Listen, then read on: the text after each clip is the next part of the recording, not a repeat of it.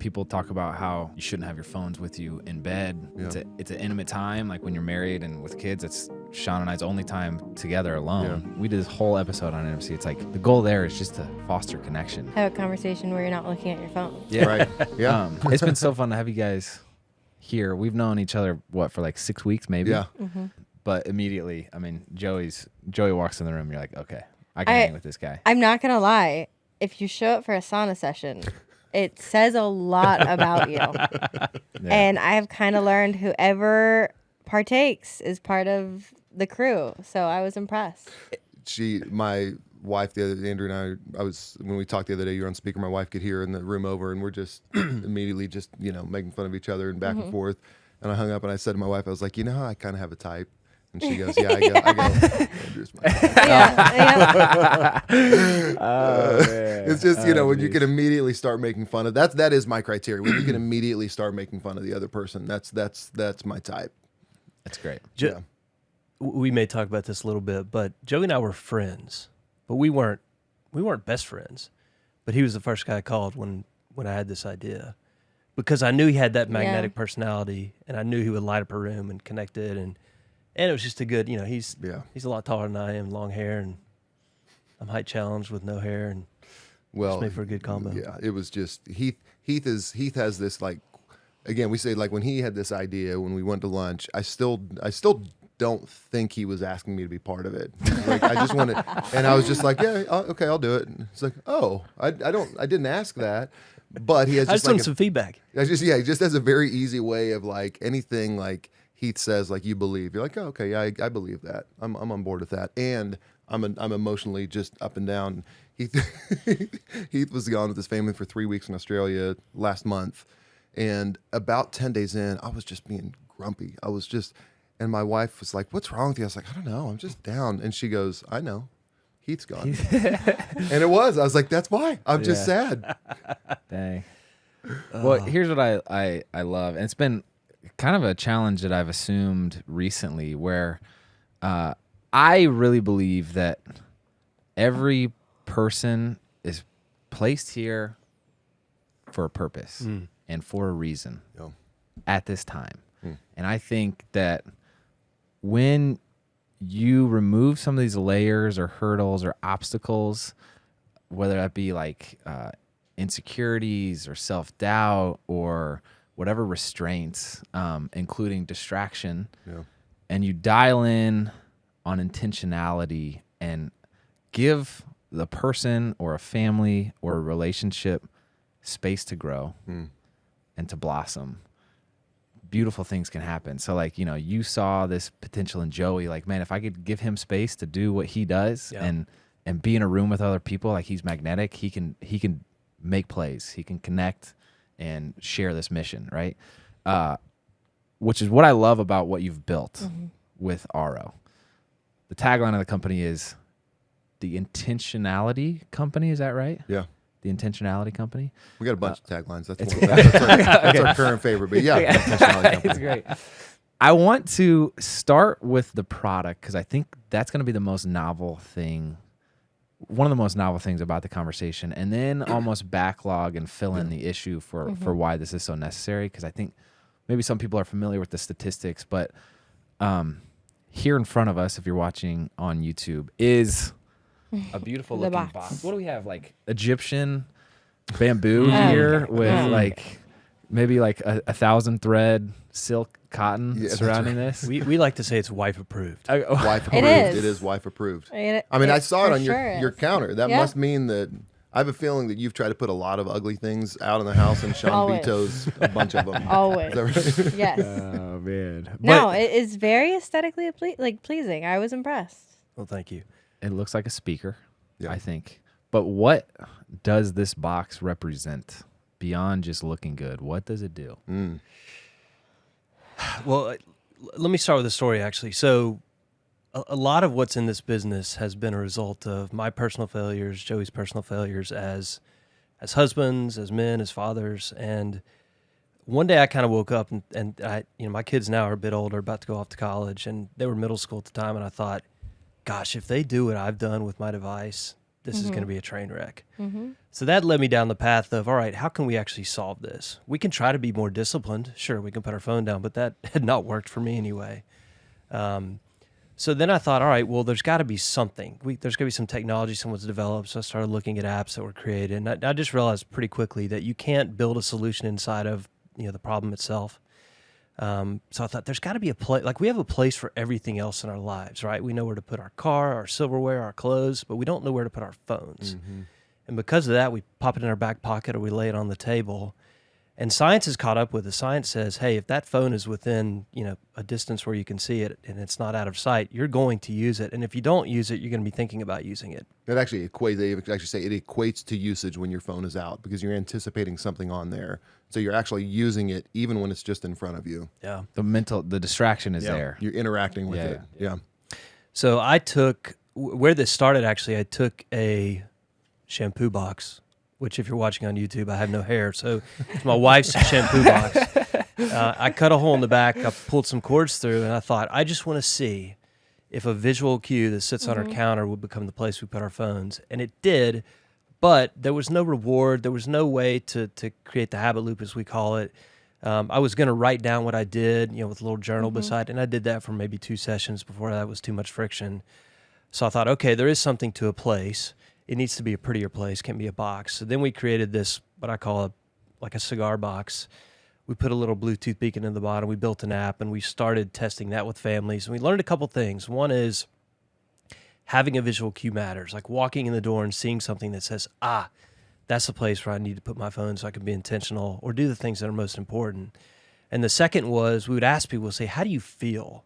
How do you feel after you take a break? How do you feel after you have a family meal without your phones? How do you feel when your kids go to bed without their phone? How do you feel when you go to bed without your phone? And they all said the same thing. I'm so proud of myself, which at the time was like, wow, how embarrassing that we just put our phone down, we feel pride. But honestly, that's a very incredible motivator to feel proud of your actions.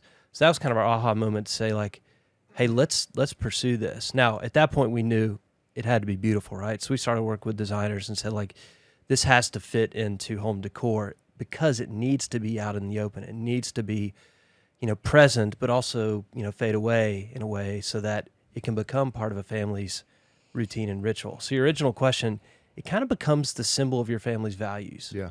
Like we aspire to put our phones down when it matters. And anyone, we can all define sacred times and sacred places. For us, it's family dinner. For us, it's kind of a morning routine.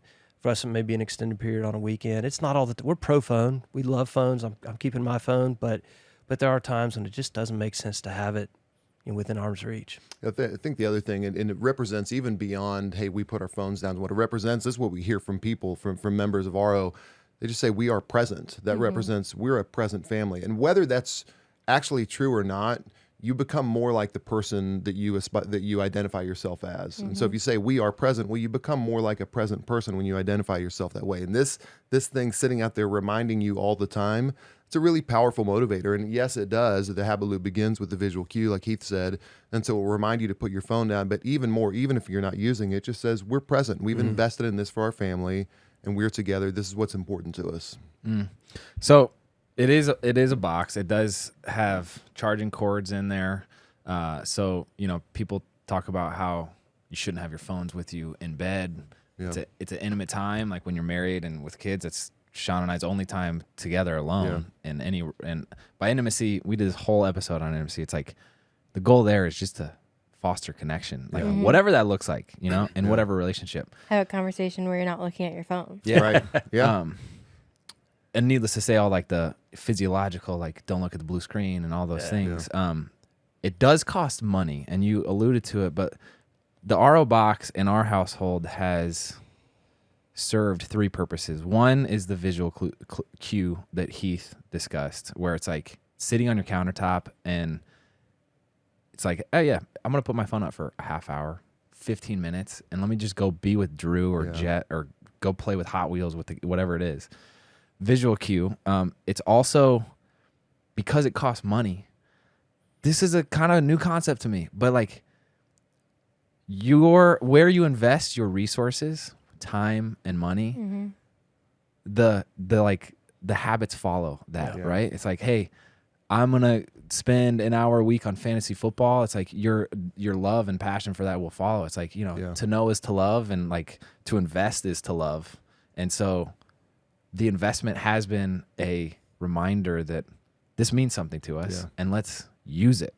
What does it mean to us? It's like, okay, the phone is not my priority. When I'm on my deathbed, it's not going to be, man, I wish I scrolled Instagram a couple more times or liked a couple more pictures. It's going to be, gosh, I'm really glad I spent quality time with my family, Yeah. right? The irony is, I get it. I have all my notes. The third thing is, I was telling you a story last night. We had a friend over who was taking a call during dinner, and Aro has been a middleman for us to be like, hey, man, phone's in the box. Yeah. Like, Yeah. you got to, and it's less, because there is a moment of discomfort or awkwardness where you're like, this is, when the one person's in a room of 6 people using their phone, it throws off the whole vibe. Like, group Yeah. dynamics are a very Yeah. fragile thing. And so it's like, it's an excuse to be like, sorry, you got to put your phone in the Yeah. box. And it's more about Aro allowing you to do that than like Andrew feeling uncomfortable. Like, shoot, that's awkward for me to ask that. Or Yeah. how's he going to respond? It's like, no, it's the box. Put it in there. Yeah. So that's my small little rant. You okay that I have my notes on my No It is- shame. No It shame. is funny though what you were saying, Heath, earlier. All of like the built-in, I don't know, handcuffs that you try to like do on your phone. I've tried to put screen time, Yeah. all of it. I've tried everything to restrict myself, but if it's on the phone, I will go around every door and make sure I can get back into it. And it's so frustrating because it is so freeing. And I remember when we were first talking about Aro, our kids don't have phones yet. Mm-hmm. But I remember a family that we think very highly of and love how they like operate their life, telling us they now have like kids in college, but they used to do this thing where at dinner time, all phones would go in a basket in the center of the table. Yeah. And it was like you don't touch it, you don't think about it. And to see that you've like gamified it and made it this intentionality is Yeah. really cool. I think people are learning more and more. We had a big debate with our whole team yesterday on how distracting and how toxic phones can be if used too much, especially with kids around. And it is. It's just like that. I'm the sorry. shift. That's the fourth purpose that the box serves. It's a conversation starter too. Yeah. Of like, hey, put your phone in the box, and then it's like, oh, that's interesting. I've never done that before, or like, why are you doing that? Yeah. Or this is different. And so then if it's like a friend we have in town who we don't spend a lot of time with, it starts this interesting conversation that you probably otherwise wouldn't have. So Yeah. anyway, You know what's been so rewarding since we launched late last year is when we built this, we thought this is tailor-made for families that look like ours. And at the time, kids are older now, but at the time they were middle schoolers, right? Mm-hmm. Right at the time where they either had a phone or about to get a phone. So you're either trying to like create some habits or instill in them some good habits. Most of the people that are buying Aro are families like yours with young kids. Yeah. They want to get ahead of it. They want to role model the right thing. But more than that, they want their kids, by the time they have a device, for it to be normal Yeah. to put your phone down. Mm-hmm. Now, you can force that when your kids have a phone. It's a lot harder to break a habit than to create a habit. So there's so much hope and opportunity. So I look at younger families, and I'm so thankful. Like, I wish I would have had this 10 years. Actually, I wish one shook me by the shoulders 10 years ago. Yeah. But had I had something, or at least just had been aware of, the distraction and the impact on a family that these devices had, you guys are getting ahead of it. And that's incredible. I mean, Jet and Drew will grow up saying, yeah, my parents were connected. They put their phone down, and when or if they get a device, like the same thing, it will naturally occur to them. Like, of course I don't take my phone into the bedroom. That's not what my parents did. That's amazing. Yeah, exactly. And just think, you're building a muscle memory, and we've learned this from some of our members, that they will hand their phones to their kids. Actually, one of our favorite is someone who has a task list for their kids who are young, probably 3, 4, 5 years old. And task list is wash your face at night, brush your teeth at night, take mommy and daddy's phone at night. So on their list is going and grabbing their parents' phones and putting in the box for them, which does 2 things. One of them is it builds a muscle memory in them. So someday when they have a phone, it's normal for them to put their phone away, to create distance between them and their phones. And the second thing is it makes them feel like they're worth something, that they're more important than their phones. And I believe that we're conditioning our kids, and many times, to believe that our phones are more important than they are. Of course, we would never say that, but to a young mind, that's exactly what they would think. Of course, what other way is there to interpret it? And so when your kids are young, and for anybody watching, anybody listening, if you've heard the line before, Daddy, look at me, not your phone. Mommy, put your phone up. If you ever heard that, our kids are just full truth, 2, 3, 4 years old, because they just know that your phone is in the way. And when we have to start really getting concerned is when they stop asking for that. Because when they stop asking for it, that means that they now believe, well, maybe the phone is more important than I am, or maybe I'm not worth that. And so that foundational sense of value, they start to lose that. And so we have a cool opportunity. To Heath's point, this is pure opportunity. There's no shame in this at all. It's the greatest opportunity any of us have as parents, is to do the simple act of putting our phones down. Because if you want to invest in your kids, this is the best thing you can do, is teach them how to manage their relationship with their phones. One other thing I'll add on this, and I don't know if we mentioned it enough, is the real secret is not just putting it away. The real secret is the gamification on the phone connects to the app connects to the box right when you put it in there and starts tracking your time away. So you can start gamifying the experience. You mentioned that, Shawn. Gamifying the experience of being away from your phone, tagging what you did like a fitness app after you had a 50-minute session. We had family dinner. So it's fun to look at mine and see, here's how much time I've had in morning devotions this year. Here's how much family time I've had. Here's how much time my son Harrison and I have watched Stranger Things together this year. Stuff like that, yes, is involving a screen, but it's really a shared connection time between him and me, and it's enabled by putting that phone away. But when my daughter was 10, I'd been using RO for just probably about 6 months. We'd been beta testing at that time. We finished a movie, and she turns toward me. She goes, "Daddy, did you know that's the first time we've watched a movie and you haven't had your phone?" Bro, I mean, so our kids, they notice when we're there. They notice when we're not there. And I think that each one of those is equally impactful. So it's a hopeful message. They're going to notice when you're fully present with them. And that feels really good. And because that felt so good, you better believe the next time we watched a movie, I did it again. I probably made a big deal out of it too. Hey, Gianna, I'm putting my phone up so we can watch this movie. That means a lot to them. Yesterday, I watched Drew.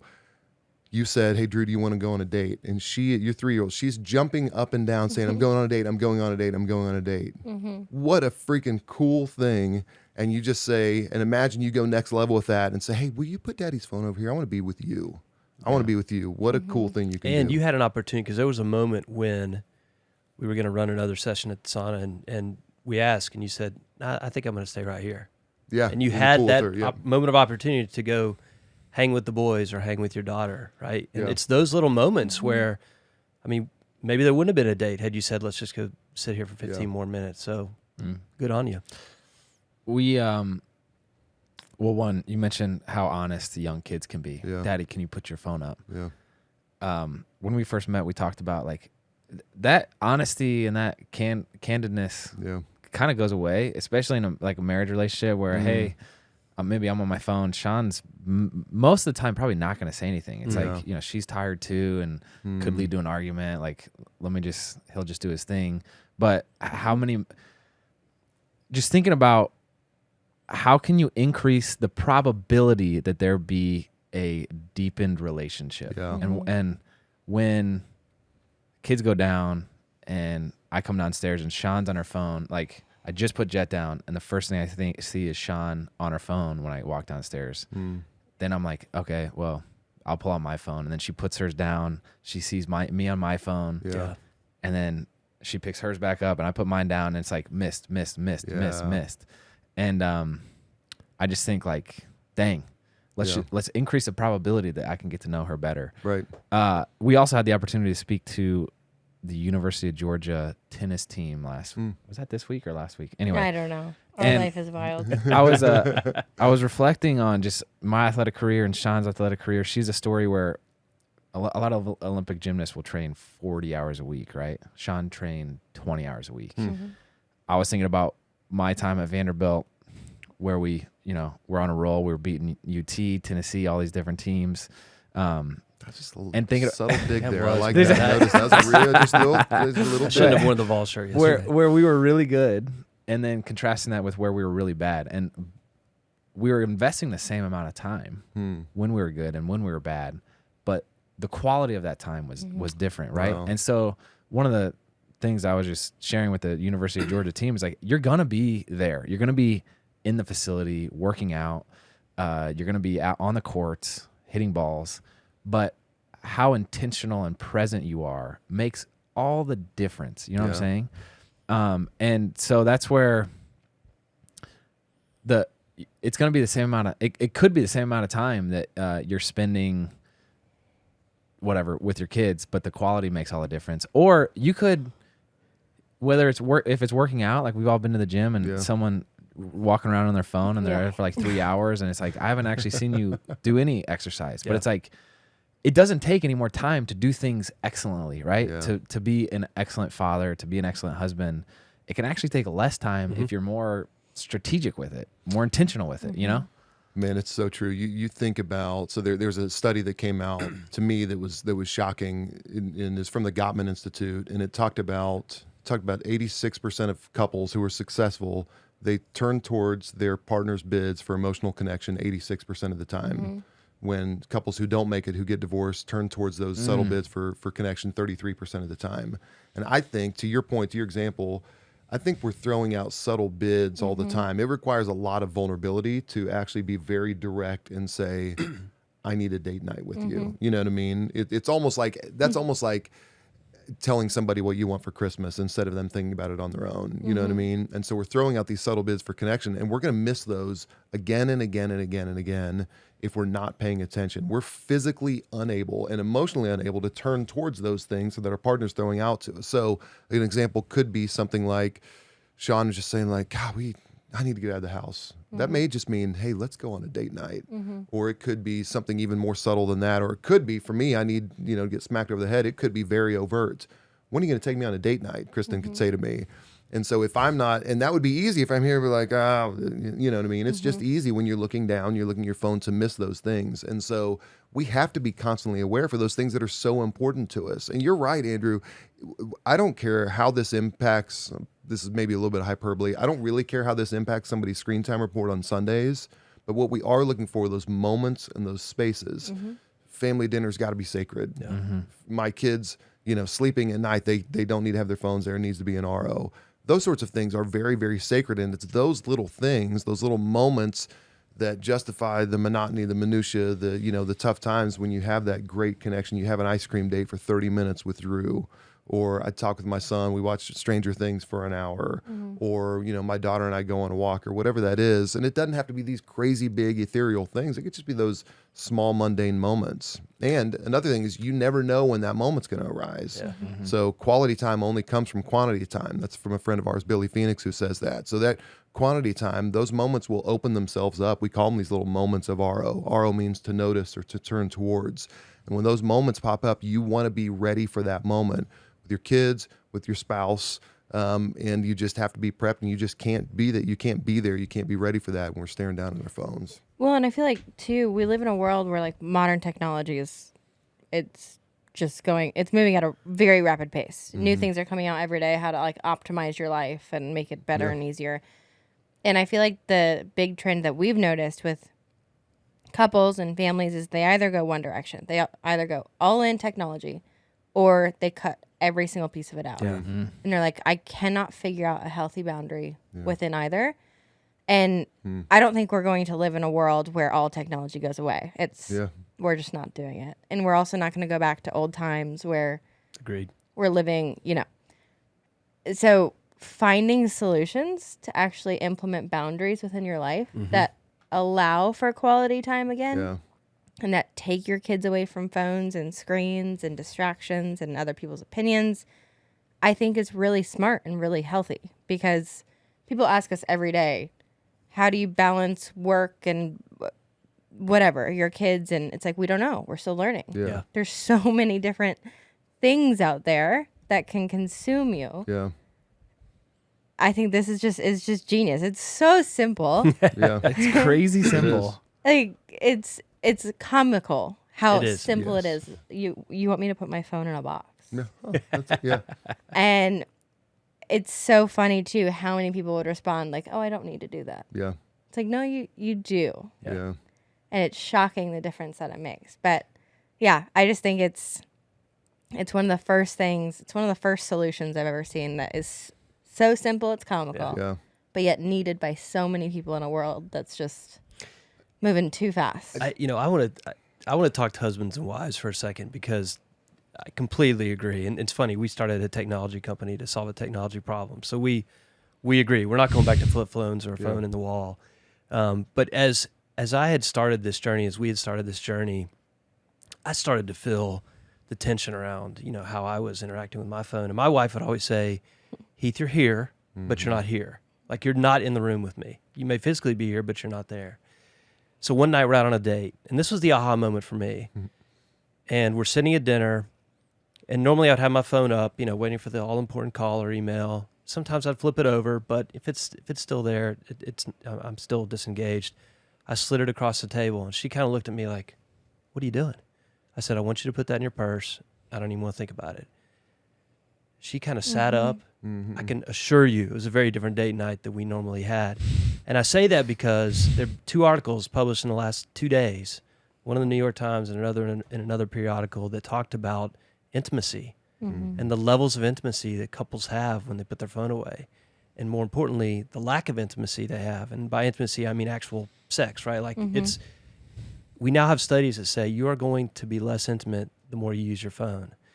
And we're talking about phone snubbing and having a middleman serving as that, hey, Shawn, let's go do this together. Let's both put our phones down, as opposed to, Shawn, get off your phone, right? Like we're all going to, I'd be defensive too if my wife Misty said, Heath, get off your phone. But if she said, let's put our phone down together and go do something together. Like it's such an easy way to diffuse the situation and to not start an argument. And then very quickly it leads to a conversation or a date night or sitting on the back porch, or just something that's way more meaningful than whatever's on the other end of that screen. I feel like you need to dumb down that to just the fellas. Just say it directly to the guys. Just say what you want to say.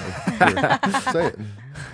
I can tell you from experience, when you put your phone down, you will have more sex. Absolutely. Boom. That's it. Done deal. Well, because think about it, because they say that men have sex to feel close, women feel close, and then they have sex, right? And so it's that. So you're building that intimacy. The goal is not, maybe for some this is the goal. The goal is not to go have more sex. The goal is to create more intimacy, to feel more close. Who doesn't want that? Now, we don't want to do. Really, in anything, we don't want to do the difficult things that lead to that, because it requires sacrifice on our part. But when we grow, I will tell you that putting my phone down now doesn't feel like a sacrifice. It feels like a routine. A routine becomes a habit, and so when you build in those routines for yourself, and this is what we're, Shawn, to your point a few minutes ago, we don't think of this as a boundary or a restriction. We think of it in terms of relationships. Over the last 15 years that we've had the iPhone as a society, we've built a bad relationship with it that says it needs to be with us all the time. 91% of people have their phones with them 100% of the time. They don't have to move their feet 24 hours a day, 91%. And so we want to erode that number. We want to bring that number down and get people more comfortable spending just a little bit of time away from it. Because when you change your relationship with your phone, you change your relationship with everyone around you, including yourself. You're able to be a little more self-reflective. You're able to have a little more personal time, recharge for yourself, but then be able to give more of yourself to other people. And that's not getting rid of your phone. That's like in Sleeping Beauty. They said the young princess would prick her finger on a spinning wheel someday. So what they do, they got rid of all the spinning wheels. They didn't teach her how to use spinning wheels. So then she came across one. She pricked her finger immediately because she'd never used one. It's the same thing we do when we completely abstain from technology, is we don't teach how to build a proper relationship with this wonderful device, this wonderful thing that adds so many things in our lives. Okay. But it has the potential to deteriorate the most important things. It's our relationships. Dang, I love it. If I could riff just off a couple of different thoughts. One, you talking about the interaction, the hypothetical interaction with your wife where you're looking at the phone, she's asking you a question. Like, we've been in this, Shawn does speeches for a living. She'll make appearances. It's like, we've studied this.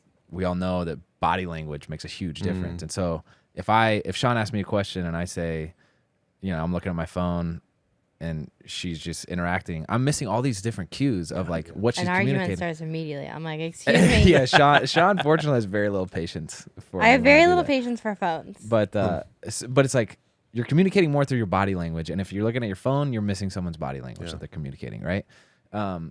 Also, I don't think the right solution is to, it doesn't have to be all or nothing. And I think of the phrase like be in the world, but not of it. It's like, man, there's a lot of we need to have this thing. I think to contribute to society and culture, it's really good to use these things, but you don't have to put your phone down. You put your phone down so that you get to do whatever it is. So you get to be with your kids, so you get to do your workout routine, whatever it is. It's like, it's unlocking the experience because you can't do everything you can't be a dad through here. You can't, do bench press through here, which you could use some reps of. But then, but it's like, Thank you. I also, another thought was just the difference in experiences of going to a movie theater to watch a film and Netflix and chilling, right? Where it's like, one is really exciting and you look forward to it. There's anticipation. It can actually, we're both are watching a screen, but one can foster connection. Like if Shawn and I go watch a movie on date night, we're counting that as quality time. Yeah. The other feels purposeless and like you feel gross after it. There's no anticipation. You're like, what do we watch next? What do you want to watch? Oh, nothing. It's like almost like frustrating. And there's no connection. There's no like advancement of the relationship. And just to speak to the intentionality aspect of like, man, I think in this world, like anything is possible, dude. It's crazy. Like anything is possible and that's beautiful. But I think a lot of people kind of just limit themselves to like being served Instagram pictures or whatever. And it's like, they're not exploring their passions. They're not thinking about what they want their life to look like. Shawn and I read a book, The Ruthless Elimination of Hurry. One of my favorite books. So good. good. Great And the author talks about Sundays being a day. Like, what if you could just take one day and do all the things you love about life? Kind of was a question that he posed in that. And again, a simple concept, but I read that a couple times and I was like, well, what does Andrew most enjoy about life? So Shawn and I each made a list. We like making fires. We like going on e-bike rides. We like playing Hot Wheels with the kids. It's like she has her stuff, I have my stuff, and now we intentionally try to do those things. So it's like really fun to think and create this vision of like, this is what I want my life to look like. Yeah. And last thought is, I'm sorry, I'm riffing because I love this. Love it. I was just listening to this interview with a psychologist who was talking about this wild phenomenon that's going on where because of porn and all the stuff that you can get on the internet, there's actually a lower desire to want to have sex with a physical partner. Like people are not wanting that as much. Wow. So again, it goes back to anything is possible in life. And if you don't want to interact with another person, you don't have to. You can do all the physical things you need to by yourself with this thing, right? Yeah. But is that the life you want to live? Yeah. And all these secular studies and non-secular talk about the strongest correlation to living a happy life is connection with other people. So I take a step back, like, okay, anything is possible. I could not interact with another human being ever if I wanted to, and I could make $1 million and be fine and have a dope house and all these things. But is that the life I want to live? I want to live a life full of connection, right? Yeah. So anyway, I'm done ranting. Well, that's it. It's in our design. I mean, that is what we're designed for. Justin Whitmore Early's new book, Made for People, talks about that. It is in our design. That's how we're designed to interact with people. Again, it requires things from us that feel uncomfortable. And I do believe that we, especially as of late, we flee discomfort, we flee boredom, we flee monotony, we flee all of those things.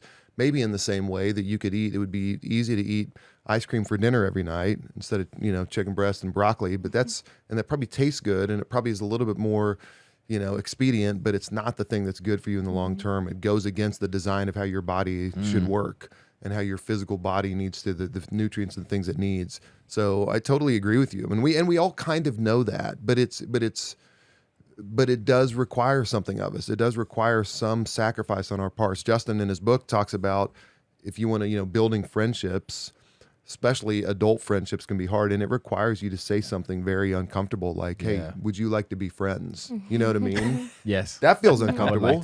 like to be. Yeah. Yeah, no, and I mean it, like best friends. So, And he's like, maybe not yet. yeah, no, I mean, I was kidding. So maybe like top 5 or whatever. Like we can, no, but it requires a little bit of discomfort and all those things. But it to really tap into our design, and when you do that, though, the world opens up for you. So it's totally within our design, and that's the goal. We don't putting on your phone is not. Our parents didn't have phones. They didn't have phones to put down, but it still required a lot on their part. So it's almost like putting on your phone is the prerequisite to then going and doing something else that's difficult. But it which does is have really to become a connecting. lifestyle. And I think Yeah. too often you see someone gives up social media for Lent, or they go on a week-long detox, or they go hike in the mountains, then over the fun, they come back and they're so rejuvenated, right? Like, it just felt wonderful. Like getting away from technology felt great. The problem is that Monday or Tuesday, they're right back into their normal lifestyle. So really, RO was meant to be something that's sustainable, that can become part of your life, so that your Sunday goals become your Sunday activities, so that your family dinners become family dinners without phones, right? Yeah. So it kind of transcends into your lifestyle. That's our hope. I mean, yes, a week-long detox sounds amazing, but at the same time, like, that's not the reality for most of us. Most of us have a family and jobs and responsibilities. So this is meant to be just that little thing that helps you keep that habit going. Well, on top of that, I think RO being a lifestyle is an important note, because I don't care if someone becomes an RO member or not, or subscribes. I really don't care.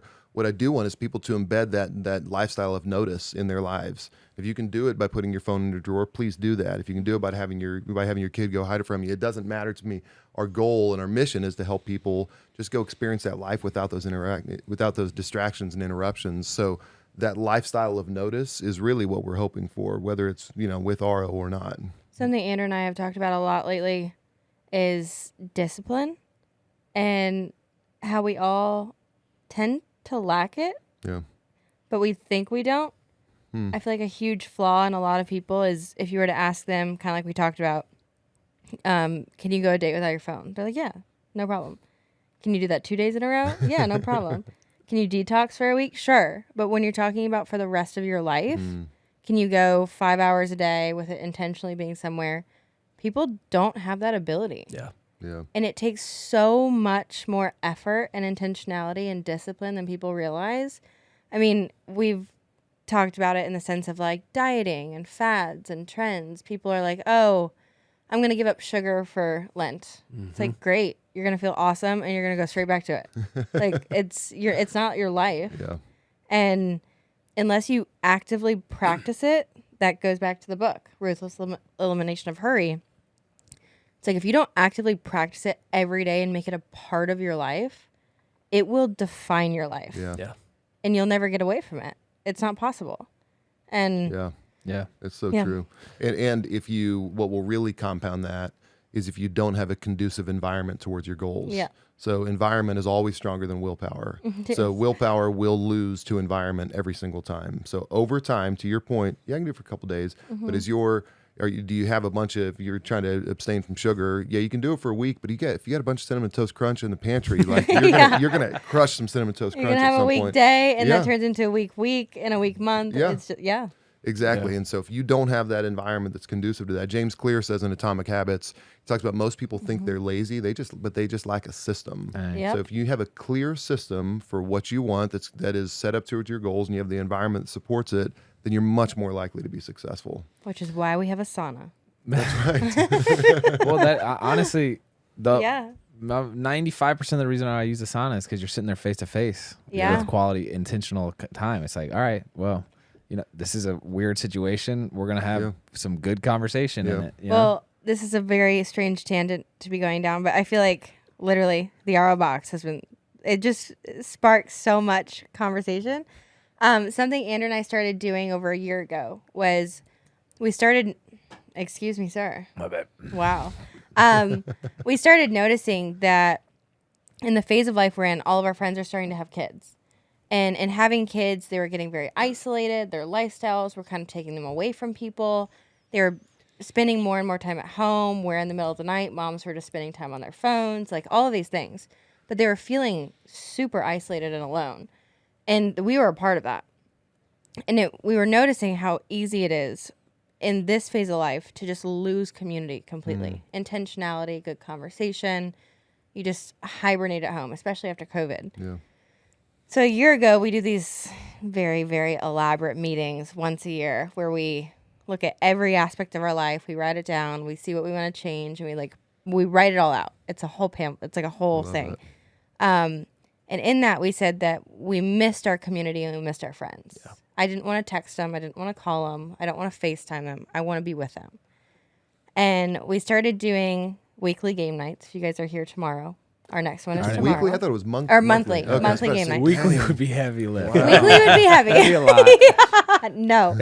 Monthly game nights. So the next one's tomorrow if you guys want to come. Absolutely. But what we do is it's kind of like, there's no written rule of no phones, but it's like the atmosphere that we've created, nobody's on their phone. Yeah. You walk in, there's food, there's drinks, there's board games, and there's just like intentional friends and conversations.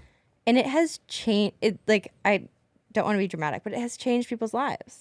They're like, I don't feel alone anymore. I have community. I have friendships. I have people I can come see in person and face to face, and not just be consumed by a TV screen at home. Wow. Which has been really cool. How did that, like, practically? I don't want to go too wormhole-y, but because we're going to start. We're starting. They're starting one. You have to. Oh, we're going to because of you guys. It's the best. How did you start that? Did you just say and bring whoever you want? How did that happen, like, practically? So part of this is going to sound harsh, but a huge belief Andrew and I have is you become like the most people you hang with. What's the saying? Why can't I think of the saying? The 5 people. There we go. Yeah, you become like the 5 people you hang around with. Yeah. We try very hard to make sure that the people we surround ourselves with, especially at game nights, because we're introducing new people, are all very high quality individuals who have good souls and good hearts and everything. So we handpick a lot, but at the beginning of it, we handpicked a group of friends, very smorgasbordish. They're not a clique, they're not a team of any kind. But we're like, we love these people. And we said open door policy. At 6 p.m. our doors open. All food is like, we provide all food, we provide all drinks and food. And it's just like a come and have fun. And the way we started it was the first Friday of every month. And we texted this group and we said, put it on your calendar now. First Friday of every month at 6 p.m. our door will unlock. And because we trusted this group, we said, if you know anybody who needs this, bring them. And usually the way it's kind of evolved, we now have like almost close to 60 people who come. It's amazing. So we have like a very large group text, and there have been people who have, I hate to say that, unfortunately not been invited back. But if you aren't that good-hearted souled individual, if you lose, you're not invited back. So, I mean, we do it. Community is a side effect. I'm there to win. I know you are. Okay. We're very protective of the community that we build and making sure that it's people who want the best for each other.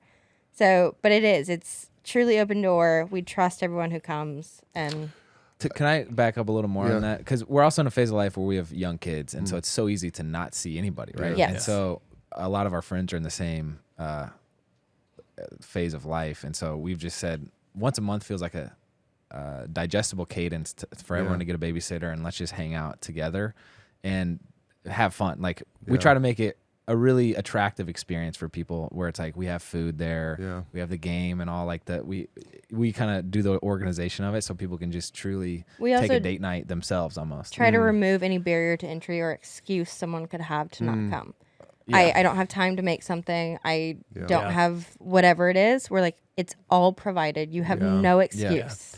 But also, for those who've been listening for a long time, Shawn and I 5 or 6 years ago started coming up with annual goals, which she was kind of alluding to, where it was us beginning to like shape a vision of like, hey, this would be really fun. Like we want to go on a date night once a week. Like that's a goal, right?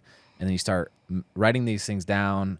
And the first year, our goals were like a total of 1 page on like a Google Doc. And then once you have the first iteration down, then you have something to tweak, you have something to add to, you have something to refer back to and say, actually, once a week for date night was too much for us. Let's like edit that and make it once every other week. But also, I think I would love to do one group date a month with friends. And so like you have like a reference point to be like, oh yeah, I did like that. I didn't like that. And then so now our goals are like 5 pages each where we've gotten, you know, we've grown this and we've sharpened our vision and our and what has worked, what hasn't. And part of that too is, so I mentioned RO is a box. RO is a box, but it's also an app, as you've heard. Having something to measure is great. So it's like, hey, let's, you know, we could throw out there, I want to have 2 hours of no screen time a day or whatever it is. It's like, okay, does that work or not? Like you have to start somewhere. So yeah, put the goal out there, but then RO allows you to actually measure that. So it's like, hey, we actually weren't on our phone enough to get all the work done that we wanted to or needed to. And you have, again, a reference point to be like, actually, we could tweak that number up or tweak that number down, our RO usage.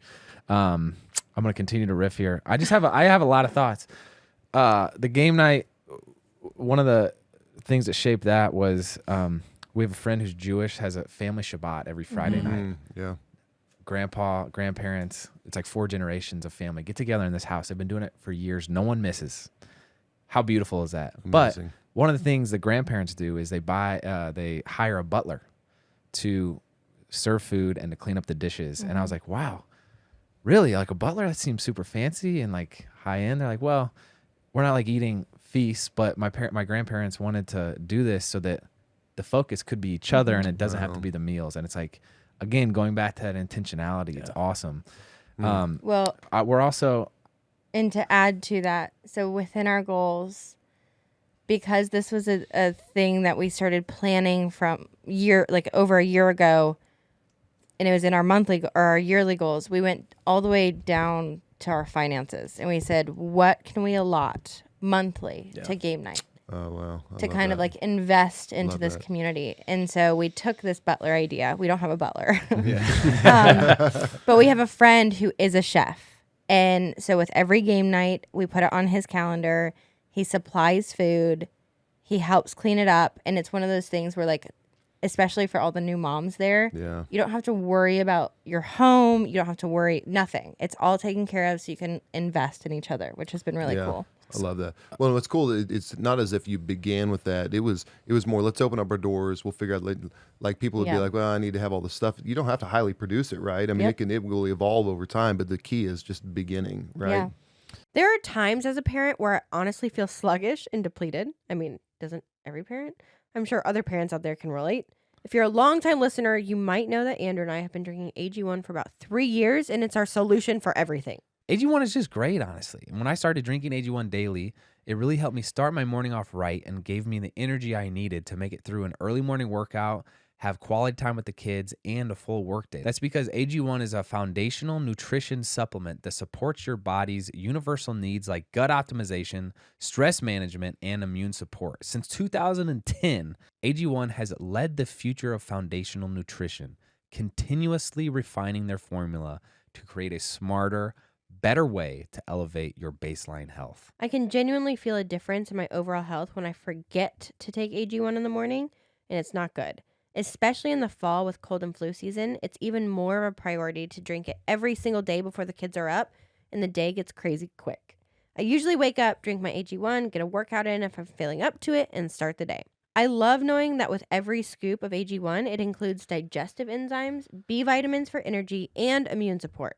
It's easier than taking a multivitamin, and it's packed with way more health benefits. AG1 is the supplement that I trust to provide the support my body needs daily, and that's why they've been a partner for so long.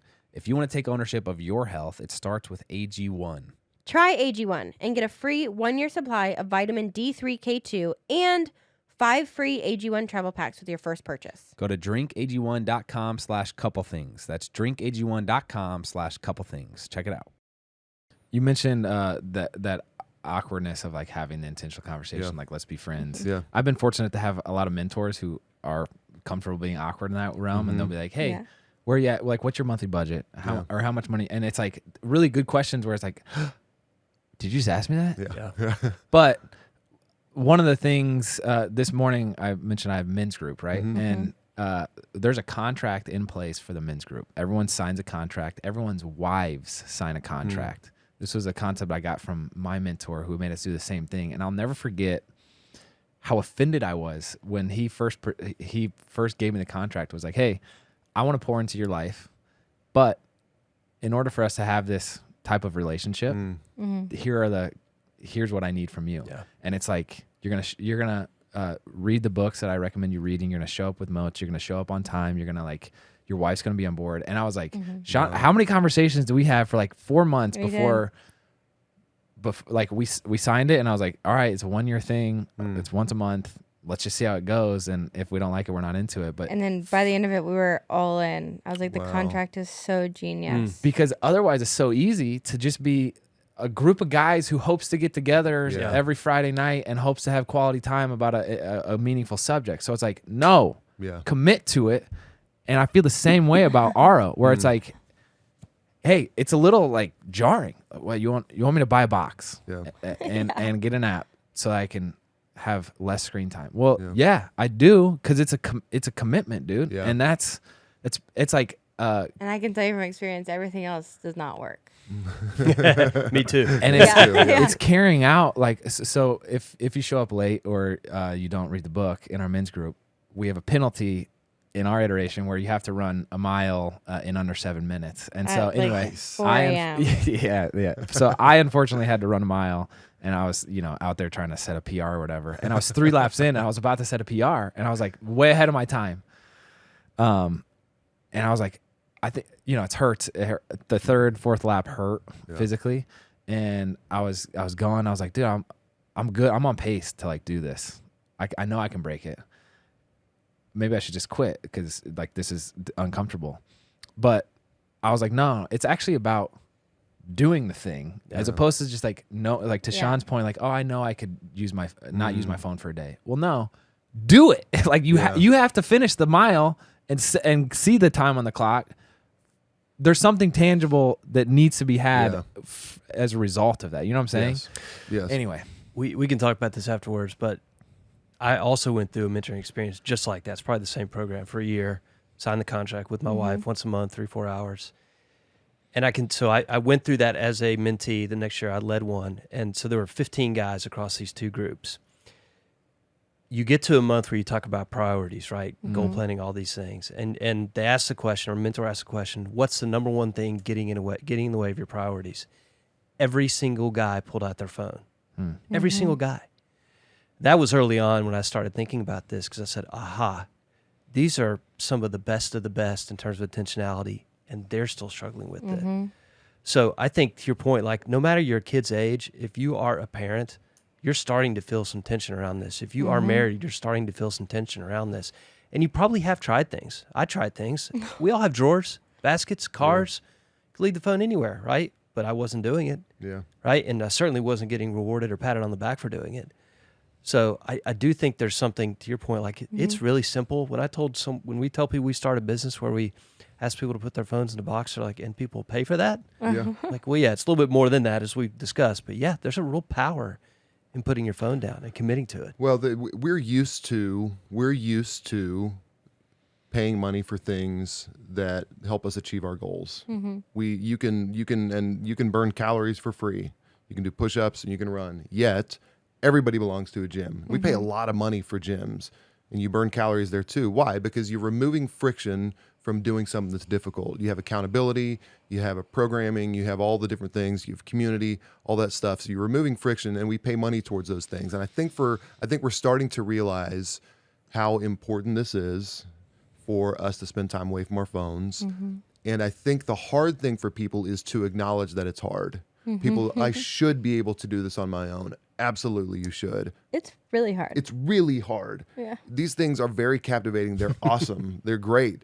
But it's really hard. And I think when you acknowledge that and get over the fact that, oh, I should be able to do this on my own, that's okay. So go to whatever length you need to. And here's why. Because there's so much at stake in your marriage. Your marriage depends on it. Your kids' futures depend on it. I know I'm being a little dramatic, but this small act of putting down our phones, it depends on that. What's at stake is, if we don't do something here, our kids will be the first generation of kids who will die with more of other people's memories on Instagram and TikTok than memories they create on their own. So we got to do something. We have to, for their futures, we have to go to whatever lengths we need to make sure they're valuable. Teenage unhappiness is at an all-time high right now. And I believe, in part, it's because 15-year-olds have grown up with kids who have looked at screens instead of their eyes. So that's what's at stake. And what's at stake in your marriage is literally the future of your marriage. If 86% of successful couples turn towards their partner's bids for emotional connection, I need to be in that 86%. I need to remove whatever it takes for me to be able to turn physically and emotionally towards my wife's needs. But it's really hard. So whether it's, and when I say go to whatever lengths, I'm not saying, hey, go to this website and join RO. I'm not saying that. I'm saying do whatever you need to do. If it's just the awareness, yeah, I should put it in a drawer. Go put it in a freaking drawer tonight. And that's what's most cool here. The coolest thing we have here is everybody listening can do this today. Go hand it to your wife and say, I want to be fully present with you. Make a production of it. That's okay. It's okay to be a little bit cheesy with it and say, and when your daughter says, when my 13-year-old daughter Gianna comes up and, Dad, can I talk to you? Yes, but first I got to put this away because I want to be fully focused on you. Make a big deal about it. It's really, really important to do those things. So I think whatever lengths you need to go to, you need to go to those lengths because your kids' futures, your marriage, yourself personally, it all depends on your, and I know it sounds crazy, on your relationship with your phone. I don't think it's being dramatic at all. And may I add that, like, you know, maybe someone's listening that's not married. It's like you finding a spouse, if that's what you want, or you finding someone to be in a relationship with depends on you doing this. It's like we know someone who really wants to be married, and they're on their phone the whole time. They're like on dates. They're on their phone. Yeah, they're on their phone when they're at home. They're not that interesting. It's like, hey, put that thing down. Yeah. Go explore your passions. Go be in that conversation. Be in that date. No matter how, you know, maybe 2 seconds into the date they're not the one. Fine. Enjoy that interaction anyway, and then move on to the next one. But now you know. Again, you have a reference point, and I'll also add, like, I think your purpose depends on it. Like, you got to go out there and engage with the world, man. And I would love for you, Heath, if you could share a little bit about your background entrepreneurially, because I think, like, your story also lends itself to what does it take to be excellent and to like be successful. It's like, well, you know, I'm sure there's phone usage in there, but also a lot of presence. Yeah. So, could you share about your background? Yeah, I mean, I was, I guess, young and dumb and kind of fell into being an entrepreneur at age 25, 26. And I was looking at Vanderbilt for graduate school, and I said, I'm either going to go to school or I'm going to start a business. And I met a couple guys, and we said, let's just try it and see what happens. And fortunately, we lucked out and created something with a lot of value, but it definitely took a lot of commitment and discipline. At the same time, I was doing long-distance triathlons as well, which also took a lot of time and discipline. And I was thinking when you said earlier, like, I remember one year training 15, 20 hours a week, the next year training 6 hours a week, and my time was exactly the same. Yeah. It was just better, it was smarter, right? Yeah. My marriage was a lot better too when I was training less. As a side note, anyone thinking about doing that. But I will tell you, yes, intentionality was part of it, but the truth is I was more intentional about the business than I was my family. So a lot of what RO is built upon my failures. I mean, my kids will be the first to tell you, and I can tell you, I told this story a couple of days on stage, and the whole audience gasped, but when my son was in 5th grade, he brought home a school project, and on that it said, I want to give my dad this gift for Christmas. He wrote down family time as a 5th grader. So you start, like, internalizing those things. Like, we talk about them noticing. They notice at a very, very young age. What did that really mean? That meant that I was out of town a lot. That meant even when I was home, I wasn't there, right? Emotionally, I wasn't there to go play catch. I remember one day waking up thinking, I have never thrown a baseball with my kids. Now, we don't play baseball, but still, like, that seems like sometimes we probably do. So a lot of this was saying, hey, I'm going to, because I've experienced this and I don't want others to experience it, I don't want dads to tell the same stories that I tell. Like, we're going to fix this. And we're going to help young families like yours and others. Like, we're going to put you on a different trajectory. The good news is my kids love RO. They're using it now. I think they're on a good path. But man, I had a decision to make. I had a choice to make to say, like, are you going to continue down this path? And in some ways, like, further isolate yourself, be known as being an entrepreneur and not as a husband and a father. That was a big choice, right? Because you can get your identity wrapped up in whatever it is you're good at, whether it's athletics or business or somewhere in between. And I had been moving on that path, and I just finally woke up one day and I had a mentor. That's actually when I went through that mentoring experience, that was a change for me. Wow. It broke me down and said, hey man, you're not living the way you need to live. Like yes, you're successful in one area of your life, but you're giving it up and you're sacrificing everything else. But the great thing about my story is I went through those experiences. We're turning it into something positive. And he gave me a foundation for understanding how to start a business, the principles along with that. And when we started RO, we sat down with our team and we said, hey guys, we're doing this differently. Yeah. Like we're starting a business that says we're going to value family. We're going to value family time. We're going to value being intentional. That means we have to show that. We have to demonstrate that as an organization. So think twice when you send a Slack update or an email at 11 p.m., right? Or you're working on a Saturday, or when someone says, hey, I want to go do something with my kid or leave early for a soccer game. Like that's what we want people to do, right? And we'll sacrifice maybe a little business growth for that, but that's okay, right? Well, I'll say also, Heath's wife, Misty, this is probably a year ago or so, they were on vacation. I was texting Heath. She texted me. She goes, we're on vacation. You need to stop texting Heath about work. It's great. So we've invited all the families into it as well. Yeah. They have full license to say, hey, listen, you're not practicing what you preach. You're not living it out. One thing I love about Heath's story that you say often is that you could have, you could have traveled, 80% less and still sold the business for the same amount you did. Yeah. We put too much value on ourselves sometimes. Andy Stanley says our only unique job is that as a parent. That's it. That's our and as a spouse. Like that's our unique job. Yeah. We're replaceable in every other area of life. And I think what's fun, and this is a little bit humbling, but when you put your phone down, you realize you're not that important. Yeah. You really do. Like, it's not that important. You're not that important. I don't mean you specifically, Andrew, but like, I'm not that important, right? Like, who cares? Like, and you start to condition people like, oh, Heath probably has his phone in the box. So he's not going to reply for a while. As opposed to them thinking they, deserve or expect a reply within seconds. So even just that simple change can change how much interactivity you have on the other side of your screen, right? Because too many of us are conditioned, and in turn, the other folks are conditioned for that immediate response. Yeah. Joe was out on a walk one day, and Kristen came looking for him because he hadn't responded for 45 minutes, right? She thought I was in a Think ditch about somewhere. that. Yeah. I love the story of his wife texting you, Joey, and saying, stop texting. It's like there's 3 couples we have like that relationship with where it can be like super direct. And it's like, man, the way you have that relationship as couples is like by being intentional. You know what I'm saying? So like, man, I want that. I love those relationships that we have that are similar to that, but it's like that's over years of building this habit. Oh man, that's really good. There's so many podcasts out there of like how to build and sell a business. Yeah. Heath, you've done it. A lot of podcasts about, how to biohack yourself and jump in the sauna and do the ice bath and do the entrepreneur thing or like sports shows, whatever. What I love about this show and this audience is like, I think it really is people who aspire to put family in that top spot. It's like, man, I want to be a better dad than I want to make $1 million. I want that. I want to be a better dad more than that. And I think, your story are both testament of like walking away from these careers that you initially sought out to find fulfillment in or like excitement or whatever. And then realizing, oh man, no.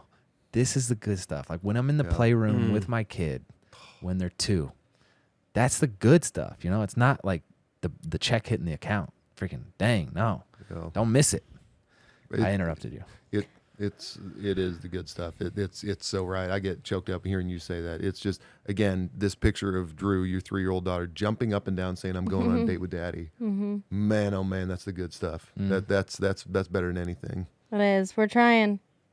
Yeah. I think that's why we love you guys so much. We love what you created. And I've just sat here thinking, like, I pray everyone listening doesn't think this is an hour-long ad. It's not.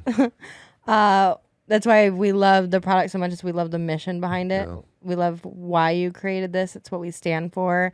It's why we created Family Made. Yeah. It was just trying to build intentionality. And just thank you guys for it.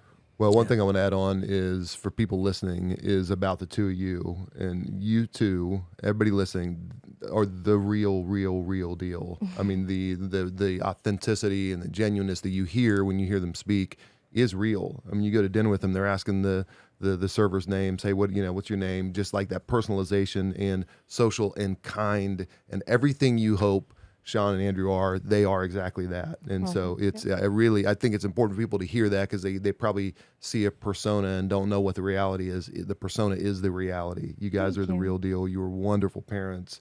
You have a great marriage. You're so intentional. So I appreciate the message you're continuing to speak out to people. It's encouraging and stuff people can act on now. So, thank you. yeah. I appreciate that. James Clear's book, The Atomic Habits, he talks about you're not fit when you finally hit your like weight goal or like lose X amount of pounds. It's like you're fit when you decide that you want to make the change. So for those listening that have tried different methods of unprisoning yourself from your device, we'll link Joey and Heath's product, RO, down below. Look into it. I mean, why not? Yeah. This could potentially unlock a lot of life for you. So check it out. We're happy to answer any more questions, but I mean, you guys are kind of experts in this world and have heard so many stories as a result of your product and have put a lot of thought into this. And, we were discussing a little last night. It's like maybe some people do admire Shawn and I, and gosh, if there's anything they do admire, it's only because we've been intentional with it. And so like you can't be that way while you're on your phone. So I'm super appreciative to know you guys. I'm excited to make the top 5 best friends list at some point. You're on there. Maybe, No, best friend. top 4. Maybe. I don't know. But- We have to bump somebody. Yeah, I appreciate you guys coming to Nashville, coming to town. You're a good time and great mission here. Thanks, Well, brother. we appreciate it. I'll give one last thing, and this is just directly to the fellas listening, just to the guys. And we've found that moms are leading the way here. And the one reason, if someone returns, we have very few returns, but the ones we do, it's normally because they say my husband wouldn't get on board. So I would love for the guys listening to lead the charge here, to be responsive when your wife initiates, but maybe even get ahead of it and initiate yourself. When your wife brings something like this, whether it's RO or saying you're on your phone too much, there's the subtle bid for connection. When they say something like that, listen to that, lean into that, and say you're right, and respond. Hand her your phone. Again, like you said, this is not an ad for RO. It's really not. It's that's the least of my concern. It's really for someone to live that lifestyle. But I just would scream to the fellas here. Sometimes we need our shoulders shaken a little bit, and let this be your shoulder shake, and listen and engage with your kids and take the lead on that, and don't wait for your wife to lead for you. And that's wonderful if they do. That's why our wives are great. But respond to her initiation and get ahead of it and initiate yourself for that connection. They're crying out for connection with us. People are begging for someone to step up Yes. and be a leader. Yep. And it's like, man, so have that awkward conversation and organize a game night. Have that awkward conversation with your wife about buying an RO or whatever you're looking at. It's like, but step up and be the leader, because I guarantee you there will be an excitement when you say, this is the direction I want to go in. And people see the value and the mission in that. So anyway, that's all we got. Heath, Joey, what a pleasure. Thank you Thanks, all. guys. Appreciate it. Thank you.